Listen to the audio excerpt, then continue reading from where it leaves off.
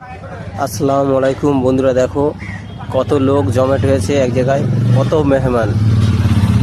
জুম্মা বার, দেখো এখনও কাজ চলছে, বাঁশ বাঁধা হচ্ছে, কেউ গর্ত খুঁড়ছে, আবার কেউ কেউ বাঁশও বইছে। দেখুন এখনও কাজ রানিংয়ে আছে, কাজ এখনও পুরোপুরি শেষ হয়নি।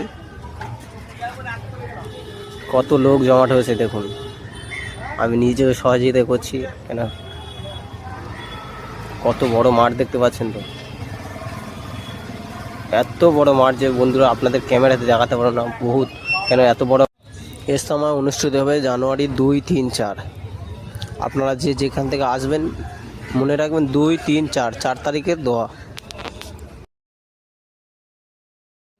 মেশিন দিয়ে গর্ত খোঁড়া হচ্ছে দেখুন বন্ধুরা, মেশিন দিয়ে গর্ত খোঁড়ার পরেই বাঁশ পোতা হচ্ছে।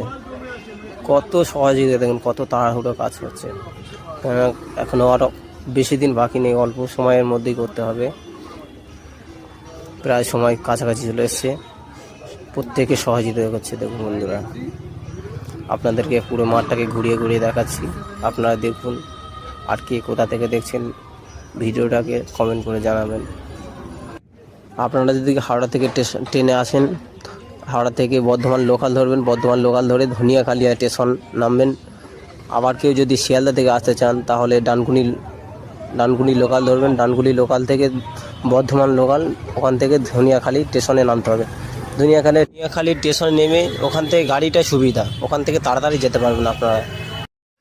দেখুন বন্ধুরা, কত বয়স্ক লোকেরা বাঁশ বইছে দিনের কাজের জন্য, সব এগিয়ে এসছে, সবাই সহজে দেখাচ্ছে, হাত লাগাচ্ছে যাতে তাড়াতাড়ি কাজটা হয়ে যায়।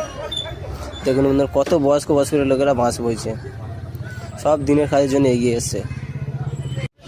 হাজার হাজার এরকম বাথরুম সুব্যবস্থা করা হয়েছে প্রত্যেকের সুবিধার জন্য। দেখুন বন্ধুরা, প্রত্যেকটা মানুষ যাকে কারণ অসুবিধা হয়। আবার দেখুন বন্ধুরা, সামনে দেখাচ্ছে আপনাদেরকে নিয়ে গিয়ে, যে সামনে আবার কুমোর বসানো হয়েছে, যাতে কিছু কিছু বয়স্ক লোকেদের বসে বাথরুমের জন্য অসুবিধা হয়, তাদের জন্য সুব্যবস্থা করা হয়েছে। এখনও কাজ রানিং হয়েছে দেখুন বন্ধুরা, এখনও কাজ কমপ্লিট হয়নি। আপনাদেরকে ঘুরিয়ে ঘুরিয়ে দেখানোর চেষ্টা করেছি, আপনারা দেখুন যে আল্লাহ পাক কত। এখানে রুজুখানা করা হয়েছে দেখুন, রুজুর জন্য কল ব্যবস্থা করা হয়েছে,